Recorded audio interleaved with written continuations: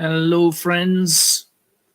Living dangerously today, guys. We're actually going live as opposed to doing a pre-recording. So let's hope there's no major mistakes. As before, friends, we're trying to incorporate pertinent issues that are going on in the world today, focusing on Ireland, of course, and but also covering international events and what I term as the dynamics of systemic human evil, because we have to understand this, guys. We have to understand how the world is functioning today, who's running it, what their agenda is, because until we all get that, guys, we're all going to be just running around doing our best to put out fires, whilst the Diabolicals, as I call them, control all the resources, all the power, all the machinery, and all of the forces of law, so-called law, order, and so on. So today, you'll see the theme, guys. I'm going to start off with a few explanatory slides. These are just a handful, guys, but I want to set the core base before we get into talking about how and why things are happening the way they are. So again, we're on a time constraint today, guys, so I will keep this to a certain schedule. Now, here we go. We start off with this, guys, categorizing human evil. Again, if we start by looking over on the right here, you see the three symbols here: concept, plan, action. Okay, concept, plans, and actions. This is part of what I'm calling the original principle. Everything that humans do has to follow this pattern. If you can manage not to follow the pattern, it's going to be absolute chaos. All right, I've said it before. Think of building a house without having a concept, an idea in your mind, followed by creating the plans before you actually start laying bricks. You know, there would be absolute chaos. Now, it's worth reflecting on, guys. I won't dwell on it too much today, but in alignment with this, which we'll look at in a moment in more detail, I'm suggesting there are three distinct types of human evil, and we have to understand them in this sequence. All right, we're not going to talk at length about evil itself today, but we're going to show examples of how it fits this pattern. So first of all, there is conscious, personal, knowing, active, deliberate, pre-planned evil for personal reward. Now, the personal reward, when this happens, is usually in the form of money, power, prestige, possessions, accolades, promotions, all that sort of stuff. But there's also the other more sinister and perverse aspect of so-called personal reward, which is when, for example, I'm trying to bring myself up here, the other type of personal reward is that perverse form of personal reward that some people, most notably sociopaths and psychopaths, get when they get a perverse sense of joy or satisfaction out of hurting others, controlling others, doing wicked and evil things. So just to make it clear, we've got the little devil symbol in there as a indicator of this ultimate sort of form of personal evil. Okay, next, number two comes, again, I have to apologize for the slides. I keep trying to correct them, guys, and I come back and this is happening. Anyway, we'll go with it. At least number three is blocked out. So here we have the second evil is evil by circumstance, association, obligation, compulsion, or duty to the people who are initiated, the ones above us at number one, right, for personal reward. So there's a whole load of us could be dragged into this category, guys. A whole load of us. You see there, I've got the little guy on the left with the money symbols in his face as an indicator of, you know, most of us are, quote, just doing our jobs. We don't consciously think or reflect upon who the boss is, who the corporation might be, what the government is telling us to do, and reward. It can be reward or punishment. So fear of punishment is also sort of an obtuse aspect of reward, in as much as we do things because we're worried. But this is largely to do, the second category is largely to do with people who know or suspect that what they're doing is not fully right or good or proper or moral, and they do it anyway because, quote, they're just doing their jobs, or because they're climbing the corporate ladder, or they're in a job for life and they don't want to risk their pension, whatever the reason might be. But the final factor here is that they're doing it also for personal reward. Okay, you can see that they do it for personal reward. All right, now the third category are those people who commit evil unwittingly by circumstance, association, obligation, compulsion, or ignorance, with or without personal reward.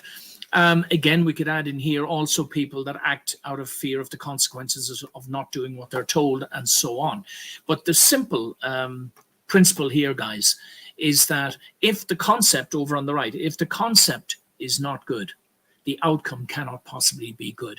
And if we keep looking to the people that we call the authorities, or the elites, or the boss, or the lawmakers, and all this sort of stuff, we have to constantly be examining what the concept is in their minds before we willingly surrender to become part of the plan or part of the action. I hope this makes sense. And again, I'm not claiming this is as an absolute science, guys. This is just a way to try and help people understand where each of us, and I mean this including myself, of course, sorry, I keep getting this wrong, where each of us may be personally committing evil, either as an instigator who's driving these concepts as a thoroughly wicked person whose agenda is all about power and prestige and control and all that sort of stuff, or whether it's in a secondary role, perhaps as administrator, as a worker for a large corporation that you know is not doing well, or finally,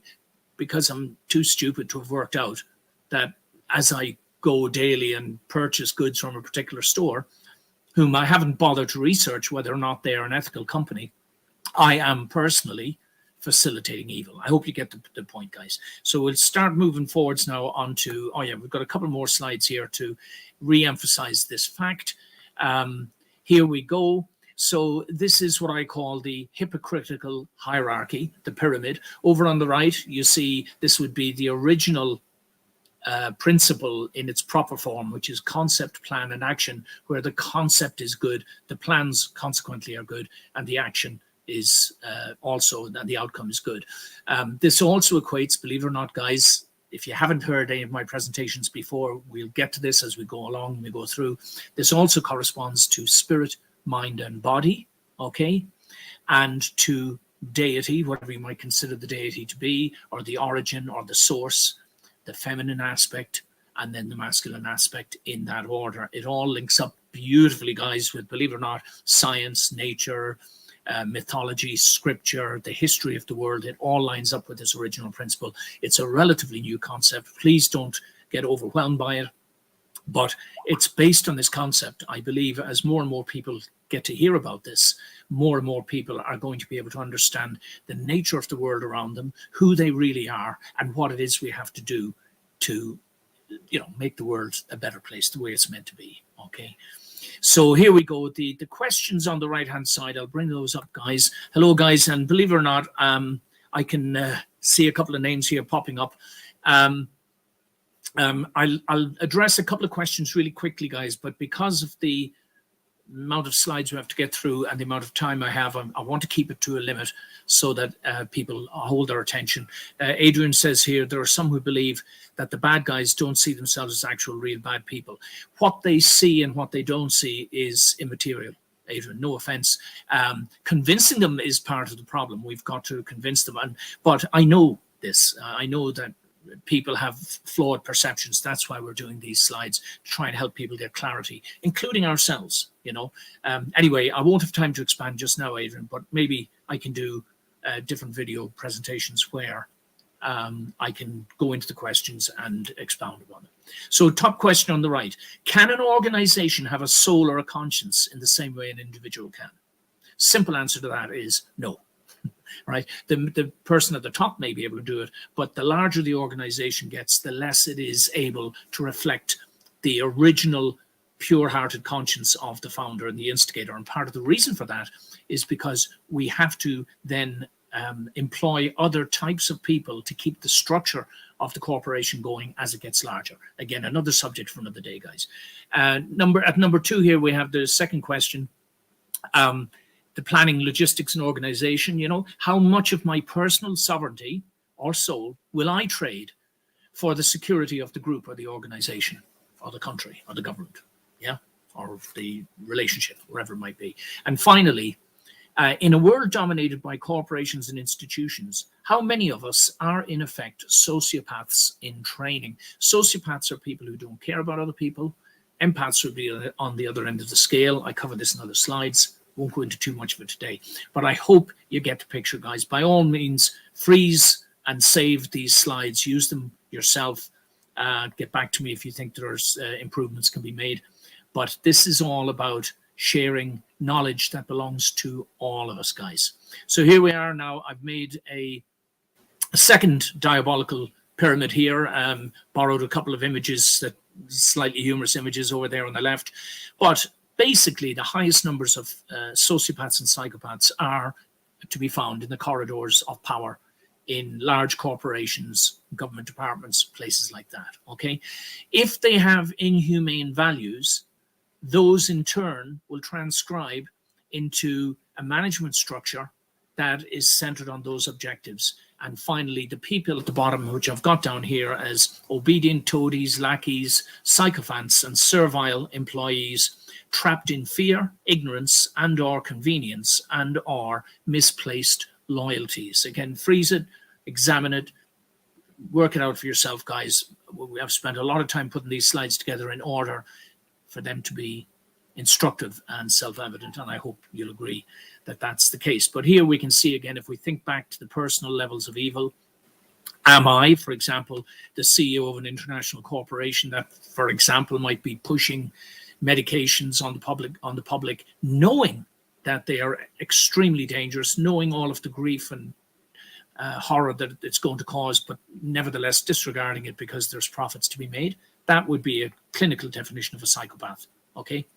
And then how do I manage to achieve my nefarious goals if I don't have management structure in place? Am I one of those managers? Am I one of the facility managers? Do I run one of these facilities to produce the products knowing that the instructions I'm getting are amoral or even downright evil? Will I still go ahead and do it just because, well, I've got a job to do? Huh? And finally, am I one of these toadies and lackeys, perhaps just driving the truck, or as I say to many people, I was just driving the train to Auschwitz, yeah, just doing my job. It's not for me to know or care. I go in and I do a function. I get paid some money at the end of the week. I walk out. But still, guys, whether or not you're aware of it or you understand it, if you are acting in that capacity, you are complicit in this horror, this evil that is enveloping the world. Don't want to get it pulled for censorship reasons, so we'll just keep going, guys, with this. Right, so now to move on into contemporary issues. Here we have arguably one of the most disturbing aspects of personal human evil, which, and again, not to imply here anything inappropriate to this man, but he's a judge. His name is Alan Mitchell, okay? Now, I've just popped him up here as an anecdote because many years ago, Alan Mitchell presided over a court hearing where I had a right to speak and everything, and he ordered me thrown out. And I suffered very serious injuries. I mean, lifelong injuries as a result of his very serious assault by members of Garda Síochána. I put in a complaint against him for what he did, facilitating an assault on a member of the public, etc., etc. It was all completely ignored. He is dealing with a case of a senior official in the Department of Justice who's been caught with child pornography images, and this court case that's supposed to hold him to account, that is the pornographer, is not advancing in a timely manner. We'll come to that in a moment. Now, this man, Alan Mitchell, has been elected to the Judicial Conduct Committee. We'll talk about that briefly in a minute. Despite the fact that he's had criminal charges lodged against him. As a matter of fact, of the 8 judges on the Judicial Conduct Committee, it's top heavy. There's only 5 lay people. They've all been handpicked from the establishment. This is how the establishment protects itself. Okay, so it's going to be very interesting to see how they deal with this case of this man called Niall Colgan, who was a senior Department of Justice official. And let's see now. There he is. Beautiful soul, isn't he? Very simply, this is the only photograph you can find of him now online. You know, the powers that be, you can go in and you can request that your images get taken down. So if you get any images like this, hold on to them, guys, store them on your own computer so that they can be used again. The point I'm trying to make here is that they're dragging and dragging out this prosecution. And there's a thing called the fade factor. You see, I've written it down there at the bottom. This is a concept in the mainstream media and in government departments, that if you just zip your little mouth, stay quiet, and wait, that the public will get bored. You'll see that it's a tactic that's used by government departments, by corporations. Everything is designed to make the public lose interest. Kennedy assassinations be a perfect example. Seal everything off. Don't let the public get access to the files, and eventually people just lose interest as they're stuck in their own issues. Okay. Now, as far as we know, this man Colgan, right? He's now going to be going in front of this judge. This man is named Martin Nolan, right? Now, the reason I've put this up here, thank you to Gript Media. If you don't know about them, guys, look them up. I've put these up here for you to have a look. This particular judge has gotten he's become notorious for, let's just say, crazy sentences. On the one hand, a man who evaded taxes on importing garlic. I can't remember the number, but he evaded paying taxes on garlic imports. He got put in jail for 6 years. And at the same time, there's people who are caught in pedophilia and other similar activities are walking free. As a consequence, and quite rightly so, I say, there was a petition organized by Gript seeking his resignation and impeachment. It got over 36,000 signatures. But as I say here, again, apologies for the breaking the thing. Yes, but who in authority really cares what the public actually thinks? Again, I'm trying to demonstrate to you all, guys, that we all live in in a massive global corporation with lots of little sub-corporations in it. And at some point, unless you live in a treehouse on a deserted island in blissful harmony with the plants and the animals and the fish and the trees, you are playing a part in it. And until we wake up and realize this, guys, we're never going to be able to change things substantially. All right, we have to see what it is I'm doing. How am I being dragged into this? The tentacles, the evil tentacles dragging me in, often without my knowledge or awareness. But we've got to start waking up, guys. We're in the age of wisdom. We've got to start waking up. Okay, so here we go. Thanks to the little slide somebody made up for there on the left. There again is Mr. Colgan over on the left-hand side, the bearded gentleman. Somebody's made up this collage of Martin Nolan because he is, again, notoriously accommodating towards Gardaí, even when the guards are clearly in the wrong. In other words, he's a product of the system. Like so many of his colleagues, he's been made a judge precisely because he knows what side his bread is buttered. Their job is not to dispense justice, my friends. Please understand this. Their job primarily is to protect the system and its operatives. The more senior they are, the more protection they're going to get. And at the same time, giving the impression that they're actually agents of justice. That's what's going on, guys. And that's why if you look back at the pyramids again, you'll see that there's a hidden agenda. The structures of the pyramid are telling the public we're doing this, that, and the other, when in fact they're not doing anything of the sort. I've got Francis Fitzgerald in here as well, because in case the fade factor is kicked in and we've all forgotten, this woman, when she was the Minister for Justice, prior to being the Minister for Justice, she was the lead in setting up TUSLA. We'll cover that in a few minutes, guys. That's the Child Protection Agency in Ireland, also notorious for astonishingly inappropriate actions and abuses of their power and authority. We'll come to that in a moment. Even though Francis Fitzgerald had to eventually resign over lies that she told in public and in government about her involvement in the Maurice McCabe affair. We won't go into it now, guys. The Garda sergeant who was framed by, false sexual claims, allegations against him. This woman, what's the outcome of her? She has to resign, and everybody goes, "Oh yes, well, jolly good show and all." No. She should have been put in jail. She should have been jailed. Instead, what does she do? She gets rewarded with a place in the European Parliament where she can pontificate to the rest of us and dictate and tell us all what we should and shouldn't be doing with our miserable little lives, looking up to the authorities. Sorry, something's gone wrong here. There we go. All right, guys. So on to the next slide. Oh, and I apologize for the lighting, guys. I'm doing my best. I'm just using daylight today. We've got some electrical problems. So in the same vein and on the same theme, I want to draw attention here to Miss Angela Denning.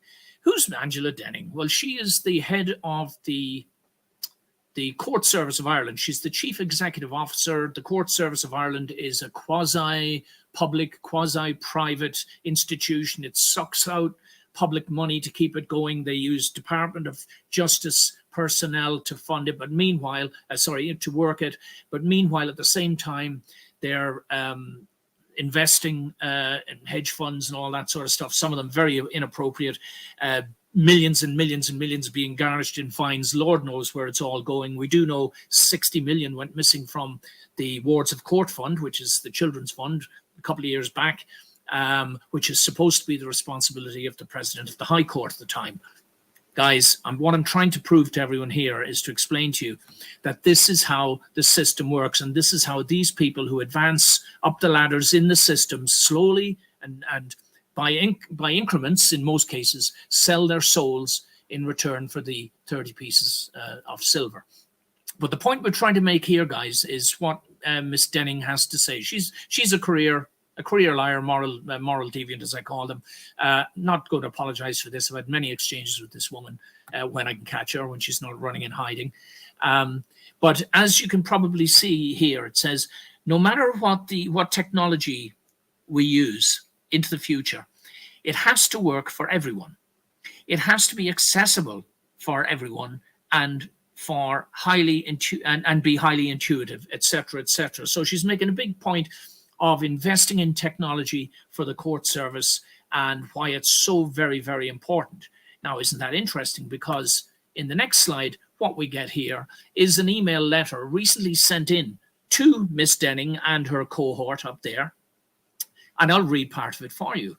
This was sent in by media, barristers and solicitors. Okay, why is there no criminal courts of justice circuit court listings for today? Now, this is where the public goes in to find out what hearings are being held so that the media can turn up, or the public, if you wish, and be present, because our courts are supposed to operate in public and open to the public, so justice is seen to be done.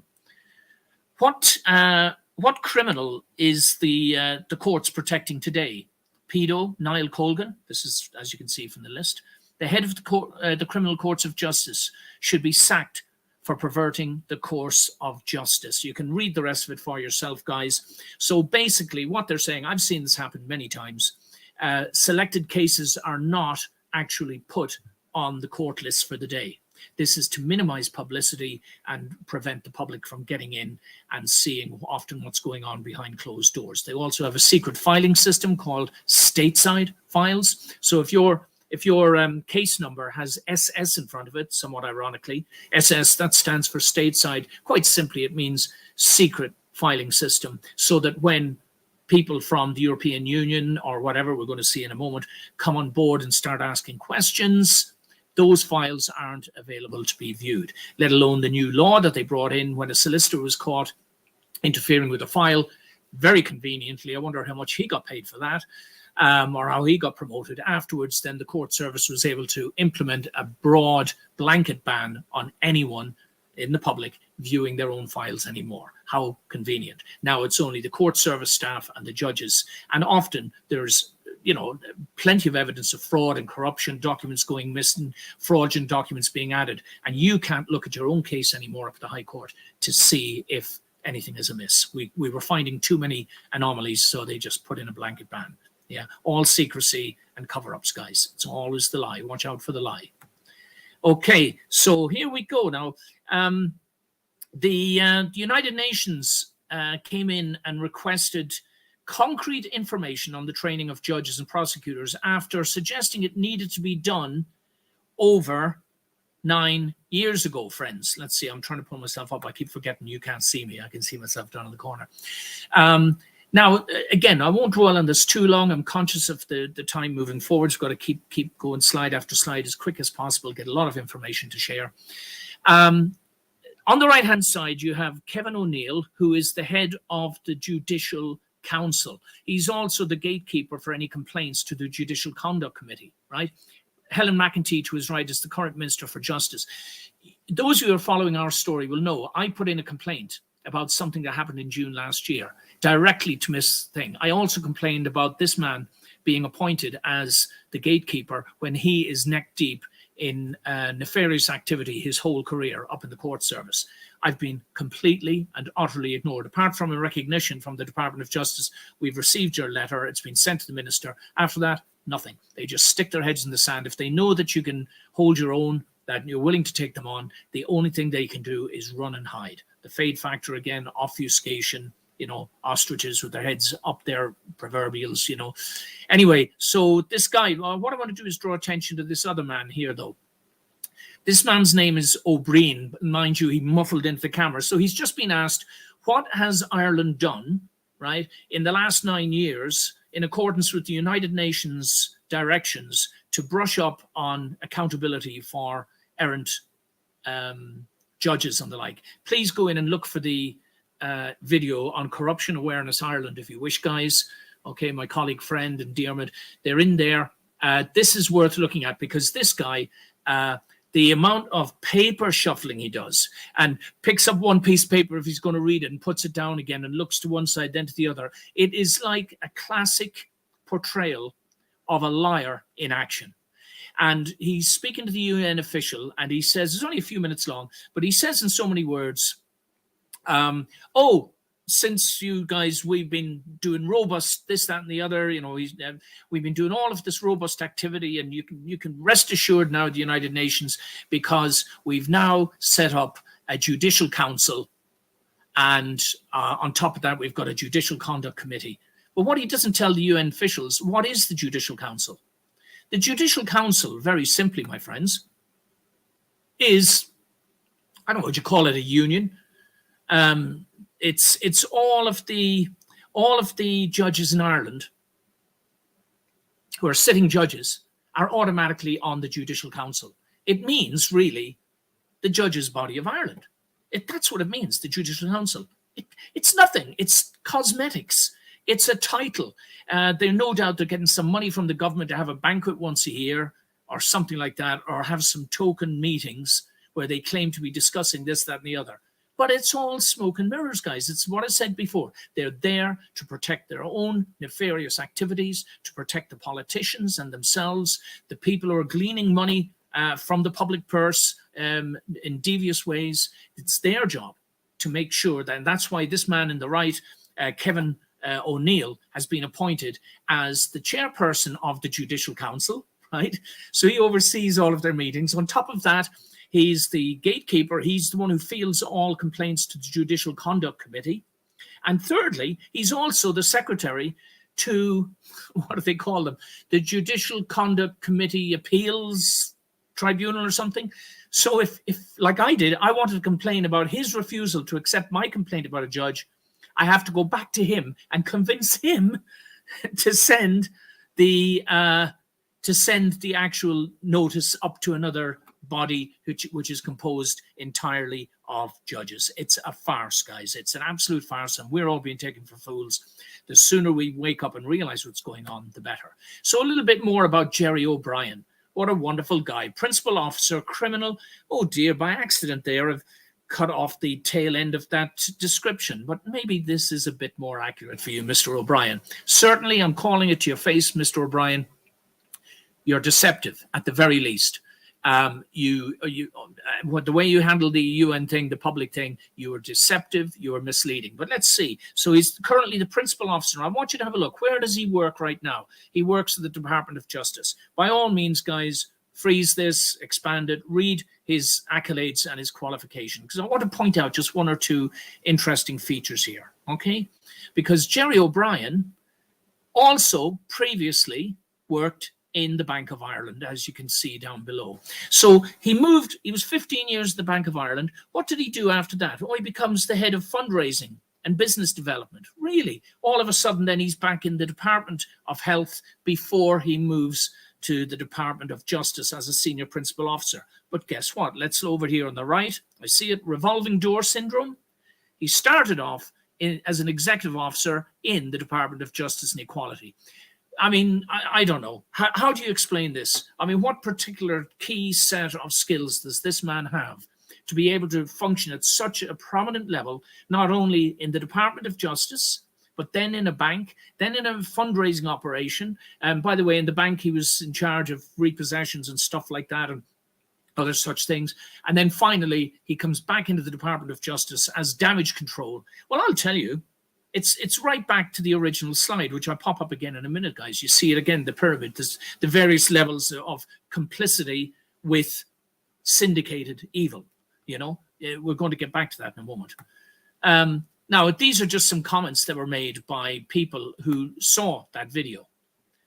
I thought they were appropriate. I just took a snapshot, just 4 of them. Number 1, lying comes so natural to him, it would nearly bounce off his face. Judges are dictated, appointed by the government. That's why they are not all in jail. Absolutely true. Those international people looking in, I know the first principle is that you do not, judges should not have any political affiliations. 1 second, guys. Got a phone going off. I thought it. Danny, would you? All right. If that rings again, Danny, would you switch it off? Thank you. Sorry, guys. I'll ignore it, guys, for the time being. So, secondly, has everyone noticed how the word regime is being used widely? Which he does. He's reading from a script that has been prepared for him by none other than the people that are being investigated. And finally, I can think of a more concerning matter than judges should be trained on stop letting kiddie fiddlers walk out of court and then giving them leaner sentences, which ties in with our business here, watching what's happening to Mr. Colgan. All right, again, he's already been given what I call a bit of a sweetheart deal, in the sense that the crimes he's been alleged to have committed could have been treated as what they call a hybrid offence. He either goes in front of a jury and risks a heavier sentence, or it gets dealt with by a single judge who has the discretion, like with someone like Martin Nolan, to let him walk. You know, which, and again, we'll see what happens. I'm sure the pressure that those of us that are talking about it are putting has some bearing on them, you know. Danny, please switch that one off, Danny. Thank you. Danny? Not me. Yeah, 1 second, guys. Sorry, just give us a second. Just give us a second.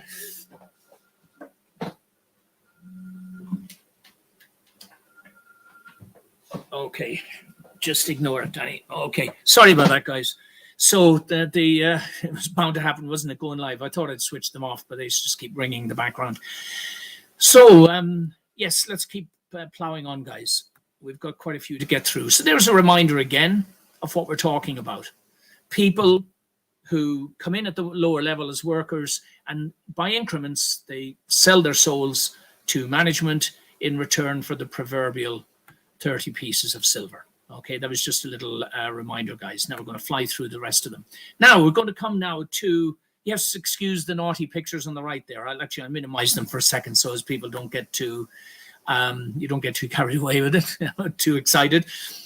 Quite simply, I'm just briefly covering the activities here of a colleague called Andy Heisman. Himself and a group of friends have made it their particular focus to challenge the pornography, and let's call it what it is, guys, that is being put in Irish public libraries for the consumption of young adults. And I believe young adults, I think, goes right down to about 12 years old or something like that. Now, these are just a few stills. I just want to point out again how the system works. There's quite a long video. I watched it all. Andy and his colleagues go into the library discreetly, well-mannered. They go to the children's section and they find 3 or 4 of these pornographic books, which the government has sanctioned to be put in libraries, and they find them and they go back to speak to the librarian and asking him, does he realize that these materials breach the Children Protection Act, or whatever it is. In other words, they're violating a law that's there to protect children from offensive and obscene materials. And sorry, I'll go back again. The outcome is, now very briefly, here's there's a picture of the librarian. Now, the reason I put his picture there, you can see he's uncomfortable because the way he acts is so typical of everything I'm trying to explain here, guys. He's working for the system. He's got a job to do. His conscience has been parked. I know, and as Andy and his colleagues said, any normal, rational person, moral person would say, oh my God, you found this stuff where? In the children's section? My Lord, thank you for bringing that to my attention. I'll remove it immediately. We can't have that. But no, their reaction, first of all, was to get miffed, to get all uppity and indignant, then to threaten, we're going to call the guards. And rightfully, Andy and his friends said, yeah, please do, because we want to register a criminal complaint that this library is promoting pornography to children. So the next thing that happened, of course, is in came Sergeant, also just doing his job. It took him about 15 minutes to get there. But anyway, now he's here, just doing his job. Andy and his friends are still being polite. I don't recall any shouting or any swear words or anything like that. They just steadily and consistently kept maintaining their position. And one of the first things that the guard sergeant says is, I don't consent to being videoed.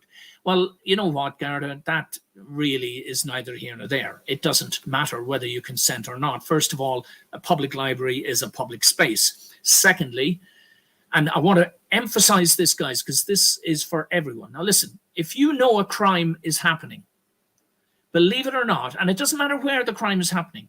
If the crime is happening in a library, out on the street, in a courtroom where it's happening all the time, believe it or not, I can't quote the law to you right now, but you are duty bound, legally bound, to preserve the evidence and then hand it over to the authorities at the appropriate time.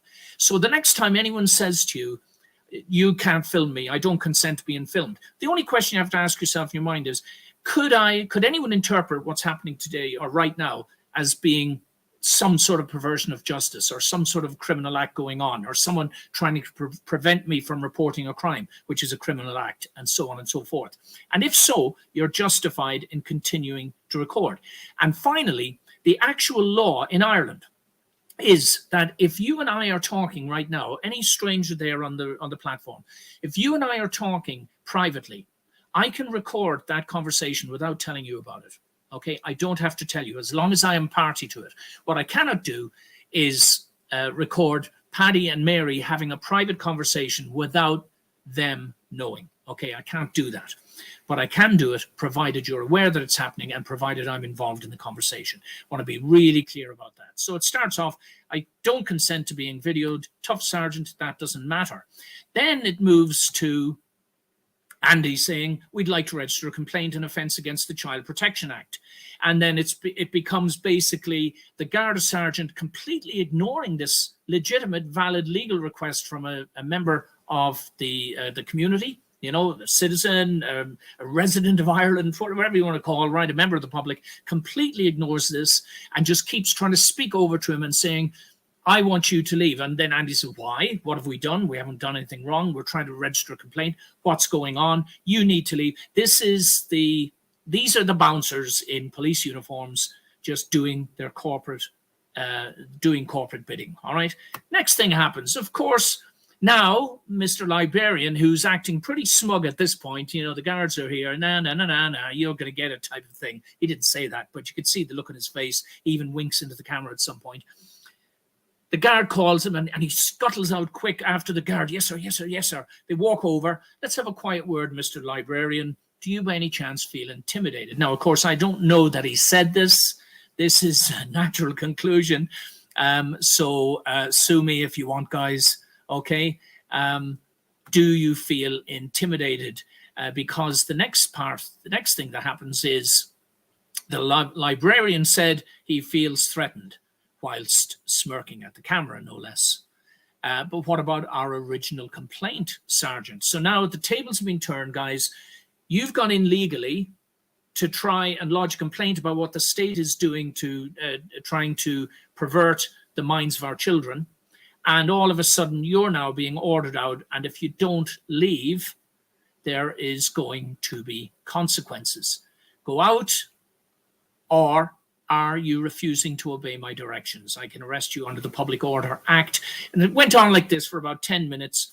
The guard, I think, to give him credit, the sergeant, at least he hesitated to start getting sort of physical and touching people and moving them, which you're not allowed to do. It's an assault. You just can't do it, not without just cause.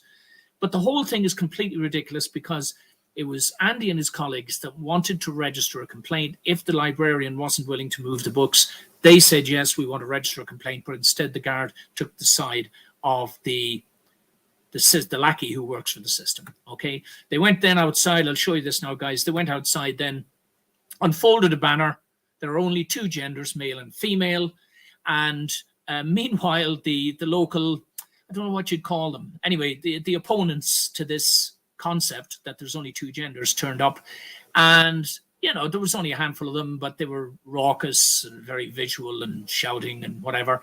The next one I'm going to show you, this lady, I don't know what her name is. In the background, her colleague is being also directed to leave the area by the guards. They're screaming at Andy and his colleagues that they are fascists.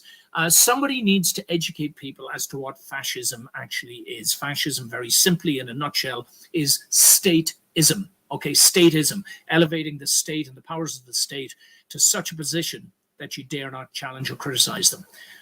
Whatever other views Andy and his colleagues might have, in this particular instance, what they're doing is challenging the misuse of state authority, the amoral use of state authority. Certainly, that's not a fascist. It can't be defined as fascism anyway, guys. This lady did her best to cover her face with a multicolored flag. And at the moment she dropped it, I thought, oh, well, we'll make you famous, my dear. You want to be out in public challenging these moral warriors, let's call them. I'm not saying they're perfect, none of us are, but certainly in what they're doing, I'd support them. I think it's very important that the children have a voice when the state betrays us the way it's doing so. People like O'Gorman or Varadkar who have no children, who are in homosexual relationships themselves, and they're the ones dictating that we should have all these very, very graphic materials in libraries explaining to young teenagers how and why they should go out searching for online websites and the like that will help them, will pervert themselves. I mean, it's the only way I can put it, you know. Anyway, so now we move on to pepper spray, guys. Yes, so very proudly up on the Garda Síochána Facebook website, they have brought in 20,000 units of increased strength incapacitant spray. Increased strength. This is strong stuff, guys. All right, pepper spray. So they're so happy. And as you see at the bottom, if I can bring this up the bottom left, this stronger incapacitant spray will help to protect our personnel and help to keep you safe. Aren't you lucky? The Irish public, aren't you lucky? You're going to be kept safe. Now, let's see where this takes us. So, unfortunately, it's illegal for you to protect yourself with it. The Garda, he can protect you with it, of course, you know, except the only times I've seen them doing protecting with it is spraying us in our faces with it. It hasn't happened to me personally anyway. But as you can see, protecting yourself with spray is illegal for us, but not for them. So here we have another selective case, the law, you know. But what does legalize mean here, you know? What if those doing the legalizing are habitual criminals themselves? And I'm talking about the so-called lawmakers and the Dáil. Yeah, is the law as we know it being weaponized against the people? Should we be calling it lawfare? Okay, so there's no plans to legalize pepper spray in Ireland, which means that it's only the Gardaí can have it. Now they've got 20,000 canisters of this. What they're going to, I mean, you know. So here we go. Just as something from the Irish Times, the Gardaí's use of force of pepper spray is going to be strictly monitored. Oh, Lord, thank you so much. That's so reassuring, especially coming from the Irish Times, that bastion of truth and separation of powers, you know. Sorry to be cynical and caustic here. So, as you see, though, the next little red spray things there, changes in Garda pepper spray, charges in Garda pepper spray case dropped. Oh, really? So how strictly are they monitoring it? Oh, no plans to legalise pepper spray or tasers. Okay. Gardaí will no longer notify GSOC about the use of... Oh, hold on a minute. So it's going to be strictly monitored, but for some reason, they're not going to have to tell the Garda Síochána Ombudsman Commission about when they're using it. Please don't. This is just, as you can see from extra.ie, some Garda was about to use it on someone, but it was facing the wrong way. I can tell you guys, it's not a pleasant sensation. This will disable anybody that this is sprayed onto. Right. So there was a poll result. Do you think pepper spray should be allowed for self-defense? The public said, 90% of the public said yes. But again, guys, who bloody cares what the public thinks? It's all theatre. It's all a charade, a farcical charade. It's all a masquerade, smoke and mirrors. We'll put it all out in the public. We'll put articles on Facebook. We'll put articles up in the newspapers. We'll have our guards going out doing this, that, and the other. It's all smoke and mirrors, okay? Because just like the referendum coming up, the people were asked what their thoughts were. The government has completely ignored it. 75% said no, and they went, oh, well, it's not necessarily reflective of genuine public opinion. Why did you do it then? Gripped Media has covered that in some detail. Please go and have a look at their articles, guys. They're very good. How they've gotten a gateway.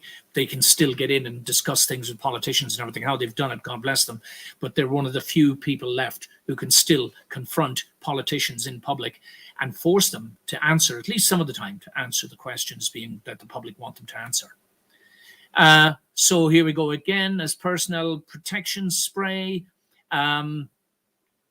It's the only reason for a person to acquire pepper spray. It follows that a firearm certificate is unlikely to be granted. So they're now classing pepper spray as a firearm in order to block the public ever being able to use it in their defense. Now, we've all seen some of the tragedies and the horrors that are unfolding on the streets of Dublin in particular. Yeah.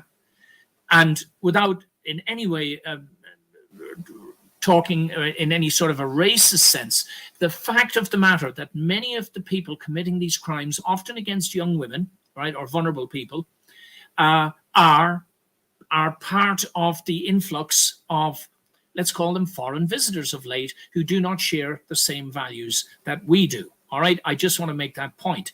I think it would be an absolutely logical and sensible thing. You could make it a serious offence to, for example, use the spray against a member of the Defence Forces or the Guards, obviously. But wouldn't it be comforting knowing, going down O'Connell Street, and somebody comes around the corner swinging a machete, that you've got some means of defence, you know?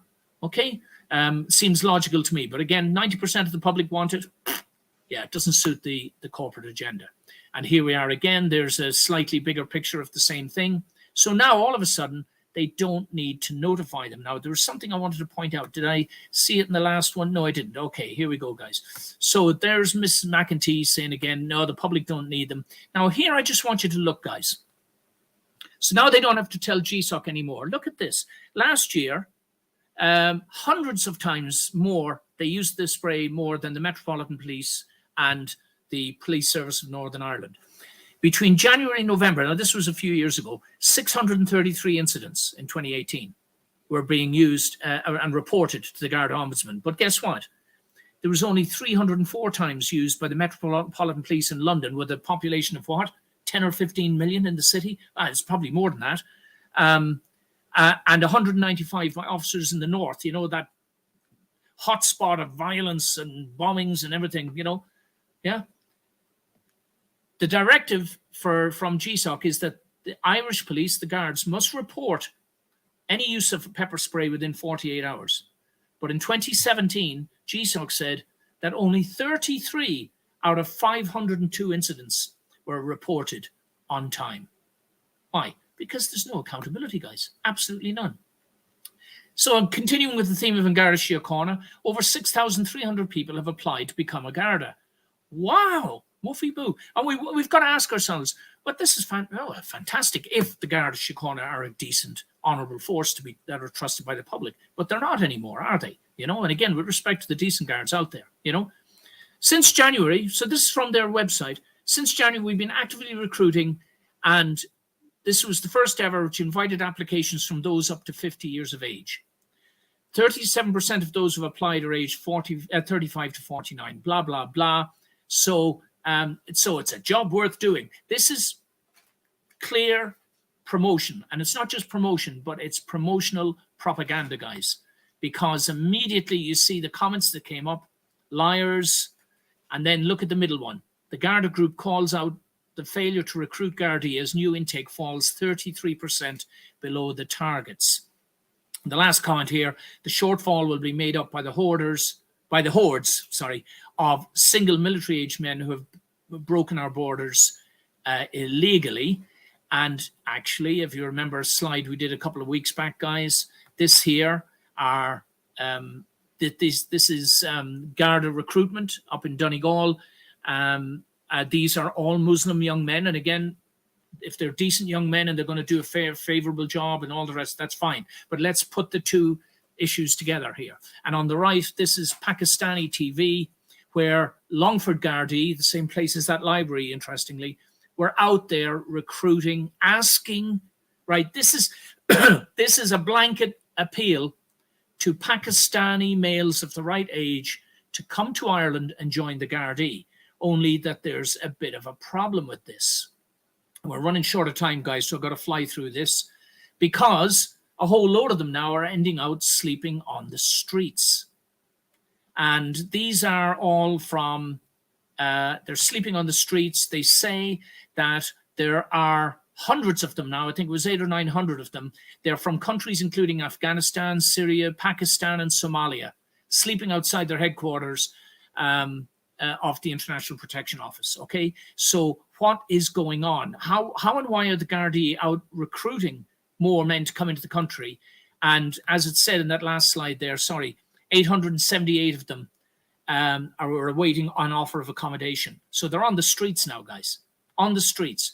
They do get a €100 supermarket voucher on arrival, a list of organizations in the city where there's no room for them left anymore, where they can wash and get food. And once they get a PPS number, which makes them a resident of Ireland, basically, they're entitled to the dole money, basically, etc., etc. Please look at this, guys. Freeze it, read it, and understand what's going on. You've got the Garda Síochána actively requesting, at the moment, when I say unvetted, they might get vetted, but males to come into the country. Back onto the next one, guys, and they've got no accommodation for them, but they're ready to give them jobs as serving guards. Guys, there's something not right. These are some of the people that are in charge of this agenda. RTE, also part of the system, Radio Telefís and the Irish TV. What I'm pointing out here is, again, please read it for yourself, guys. Kevin Backhurst was appointed to clean up a hugely corrupt RTE, giving underhanded payments to its executives and not declaring it. It's all taxpayers' money, guys. This is public broadcasting. You're paying for it. Why have I got these two guys here? Rory Coveney, senior executive director or whatever, gets a golden handshake of 200 and told, just go away quietly, shh, hush your little mouth, say nothing. It's another 200,000 of taxpayers' money. There's his brother, Simon Coveney. They've got another one, Patrick. Simon Coveney, as everybody knows, an absolute, unabashed career liar. We all know it by now. His other brother was involved in the beef tribunal scandal as well. Look it up, guys. A political family creaming it off the top, laughing at you and I. We've got to know the way that evil operates, guys. Again, I'll just slide through these, guys. You can stop them and have a read back if you wish. I want to make sure we get this out under the hour. And finally, O'Keefe, another one. She got paid $450,000, but it was recorded as only $400,000, and she's the chief financial officer. Guys, it's always watch out for the lie. When you see the lie, this is what's happening. Here's another one of them. Another chief financial officer, Richard Collins. He's got a $3 million mortgage-free property investment portfolio. Great work. If you can get it, work for RTE, become so rich that you can invest in massive properties. Fantastic. So we're back here again. I just want to remind you again, what sort of human evil? We look back at the different forms. It always begins with the lie, guys. The lie is at the heart of it all. You'll see if someone's saying, well, we'll tell the public we're doing this, but really we're doing this. That's your first giveaway. Red flag, don't get involved. All right, I know we're all trapped in it at the moment, but this is where it starts. It starts with knowledge. Once we all start understanding what it is we're up against, from that point, we can start planning what actions we're going to take to do something about it. We do it from the right concept. Okay, guys? So that was just a little reminder. Okay, we're getting close now. Yes, I was going to read this letter out to you guys, but we don't have time. It was a letter I composed to try and help Bridget here, Bridget Scanlon on the right. The letter speaks for itself. I'm not reading that out today, guys. Please read it for yourself. Unfortunately, it didn't go well. She was on a hearing. She could have been released. Again, Mr. Murtagh, I don't know anything about him. I don't want to disparage his character or anything. But no doubt, as a governor in the prison system, it'll be very clear to him that, especially someone like Bridget, who would be now quite a well-known prisoner because she went up against the Child Protection Agency for years, crossed over a legal threshold, and they came down on her very hard. In fact, she got 4 years in jail, some of it suspended, but she could have been let out early. She's a mother of 9. She's learned her lesson, but I think it's more important to the system that she's seen to be punished for challenging in public, social workers who she alleges were up to no good. She has to be seen to be punished for standing up to the system. Almost finished, guys. What's going on here? St. Bridget's nursing home in Carlow, I think, or Kilkenny, I'm not sure. It's none of your business. Where are all the nursing home residents? No response. This is a friend of mine, Ken, filming these guys. And then this irony here. You're not allowed to video me. It's against the law, really. Well, what are you doing here today then? Well, I have a state contract to get this building ready for more unvetted immigrants of military age. And I'm installing cameras to spy on the Irish public. The hypocrisy is unbelievable. You can't video me. What are you doing? Oh, I'm putting up videos so the state can video you without your consent. Oh, I see. All right, guys, it's really got to fly through the last few here. Meanwhile, again, read this, guys. In America, we find out that the law is turning on itself, guys. Okay, we find out that this crossfire hurricane operation by the FBI, which was initiated by the Obama administration, was a secret counterintelligence investigation into Trump's campaign. Why is the American law authorities going after such a prominent political figure? There's stuff to watch here, because I think Trump is going to be one of the triggers that helps collapse the whole political system, even the system that he is aiming to preside over, as President of the United States. Medical assistance in dying. Please look this up, guys. Russell Brand covered this recently. Appalling. This is in Canada. This is the increase in assisted suicide, basically, that's been happening over the last few years. It's incredible. And they're selling it to the public on the grounds that, oh, you don't want to be a burden to your family. You need to, avail of this service. Okay. Justin Trudeau, a slide, guys. Again, please freeze this and look it up for yourself. Is there something to know here? The diabolical symbolism, something worth looking at. Finally, the referendum. I'm going to fly through this, guys. Sorry to be so quick. Reasons to say no. Very important you look at this. This is coming up on March the 8th. I have another video out before it. Maybe we'll spend more time on this. This man passed away, Patrick Davis. He's one of the people that would have wanted us all out there on March the 8th to vote no. We must vote no, guys. The sitting government of Mother Ireland wants to remove all references to women and mothers from our country's founding documents. We cannot allow them to do it, guys. We must vote no. Finally, we're in the last minute here, guys. If you want to support us, there's the book. Look it up. Read this. And finally, guys, this is what we're going to be pushing continuously now, guys. This is symbolism. It links into reality, and it's the guiding point from where we start to understand what's really going on in the world. At 58 minutes, guys, thank you for all the comments. I will get better at this, guys. Doing it live is a little more risky, but I hope it's a little bit more exciting as well, and we'll draw a few more visitors. We're also now over on Instagram. If you want to go and look for us, Stephen Manning, Truth Matters, whatever, you should find us there. God bless everyone. Thanks again for your support and your love and your attention. And let's all keep learning what we can so that we can actually do something about this. God bless you all.